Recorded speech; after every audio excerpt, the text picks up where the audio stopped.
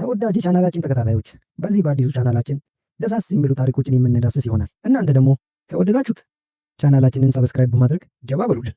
በታሪካችን መጀመሪያ ላይ በአንድ የወጣቶች ፓርቲ ላይ 6 ጓደኛሞች ተሰብስበው እየተጫወቱ ሳለ ካውንት ዳውን ስኪኒ ስለሚባል የምግብ ካሎሪ መለኪያ መተግበሪያ አንዲት ልጅ ትነግራቸዋለች።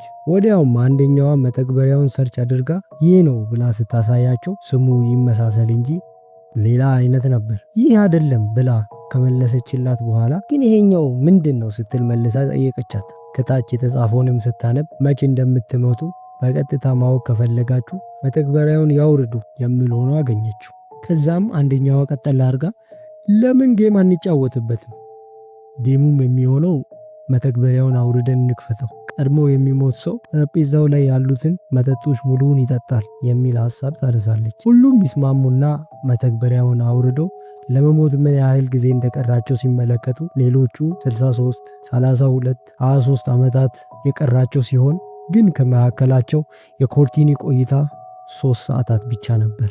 ይህንም ሲመለከቱ ትንሽ ቢደናገጡ ጨዋታ ስለሆነ ቀለል አድርገው መጠጦቹን እንድትጠጣ ይሰጧታል። ኮርቲኒ ግን ለመሞት የቀራት 3 ሰዓት ብቻ እንደሆነ ካየች በኋላ ሰላም ሲሰማት አልነበረም። ከዛም ከፍቅረኛዋ ከኢቫን ጋር ወደ ቤት ለመሄድ ይወጣሉ። መኪና ውስጥም ከገቡ በኋላ ኢቫን የእሷን የቅጣት ጨዋታ መጠጦች ጠጥቶላት ስለነበረ ሰክሯል። ስለዚህም ከምትነዳ መኪናውን እዚህ ትተን በእግራችን እየተራመድን ወደ ቤት እንሂድ ትለዋለች። እርሱ ግን በሐሳቡ አልተስማማም። ብዙም ከተከራከሩ በኋላ እሷን እዛ ጥሏት ይሄዳል። ወዲያም ከመተግበሪያው ኖቲፊኬሽን ይደርሳታል፣ ሕጉን ተላልፈሻል የሚል።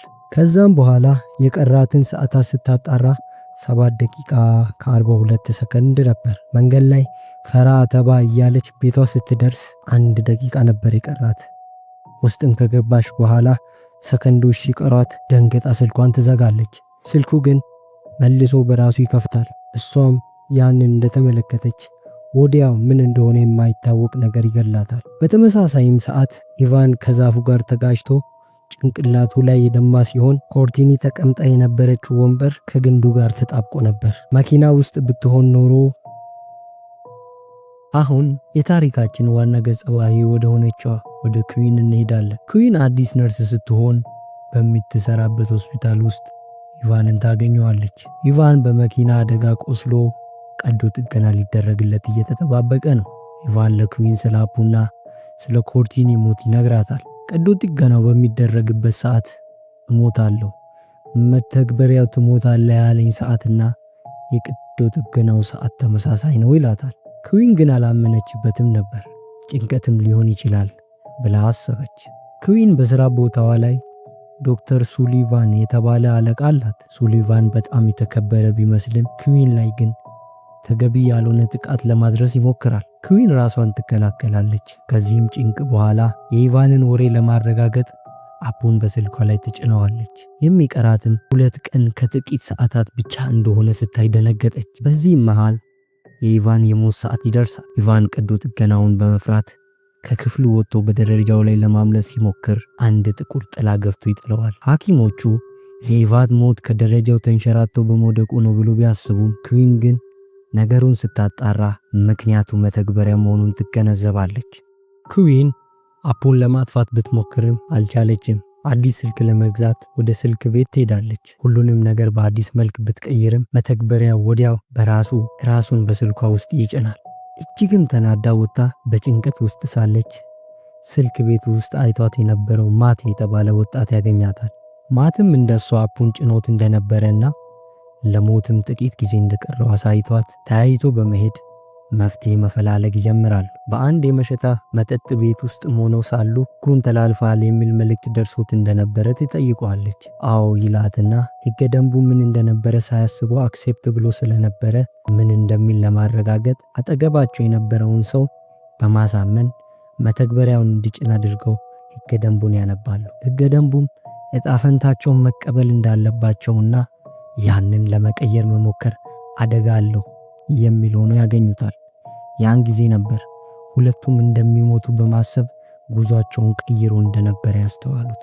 ኩዊንና ማት ዴሬክ ወደ ተባለ አንድ የቴክኖሎጂ አዋቂ ወይም ሃከር ጋር ይሄዳሉ። ዴሬክም አፑን ሰብሮ ሲስተሙን ሲያየው ኮዱ የተጻፈው በላቲን ቋንቋ መሆኑን ይረዳል። ይህ ደግሞ የሃይማኖታዊ እርግማን ምልክት ነው። የኩዊን ታናሽ ጆርዳንም አፑን ጭናው እንደነበረ ኩዊን ስታቅ ፍርሃቷ ይጨምራል። ጆርዳን የምትሞተው ከኩዊን ጥቂት ደቂቃዎች ቀደም ብላ ነው።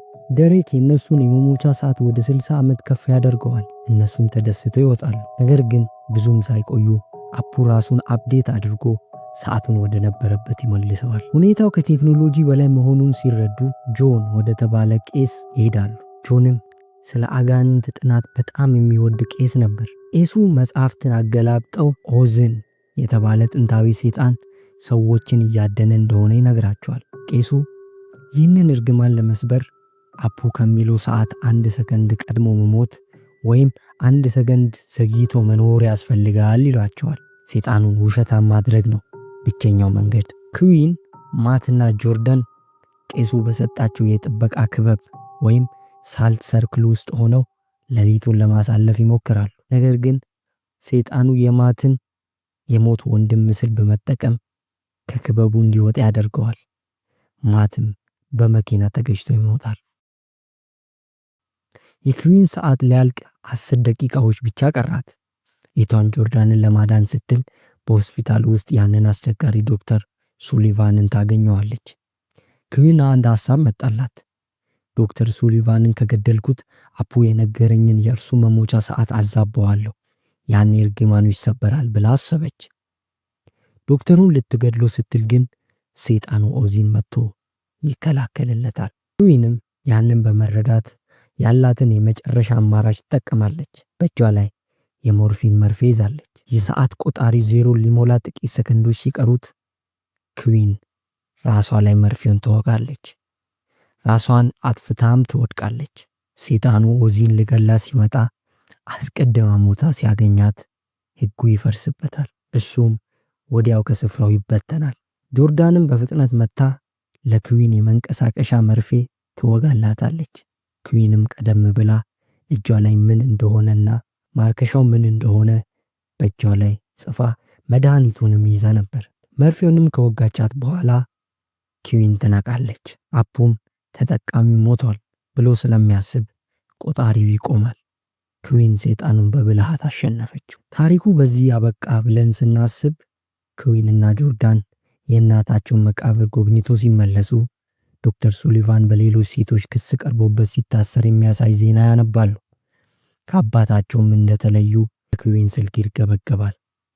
ስልኳን ስታየው ካውንትዳውን ቨርዥን 2 ተጭነዋል የሚል ነበር። ሁለቱም ይህንን እያዩ ታሪካችን በዚሁ ያበቃል።